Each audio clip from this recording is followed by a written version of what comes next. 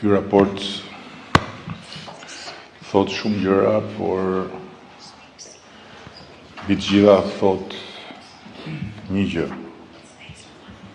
që Shqipëria është në rrugën e dur për të përmbyllur teknikisht negociatat brenda vitit 2027.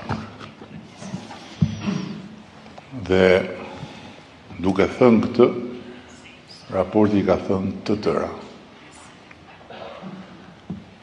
Ndërkohë që patjetër që në këtë rrugë të duhur ka sfida në çdo hap. Sfida dhe çështje për t'u adresuar jo vetëm në mënyrë sasiore, por edhe në mënyrë cilësore në çdo hap. Dhe natyrisht që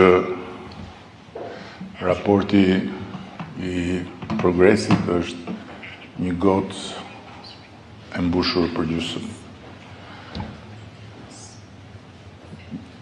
Ajo që ne kemi bërë gjithmonë dhe që do të bëjmë përsëri është që duke marrë të gjithë energjinë e nevojshme nga gjysma plot, të fokusohemi me të gjithë energjinë e nevojshme tek gjysma bosh. Në mënyrë që brenda vitit 2027 ne ta përmbyllim këtë proces dhe në mënyrë që raporti i vitit 2027 të shkruaj rekomandojmë antarësimin e Shqipërisë në Bashkimin Evropian.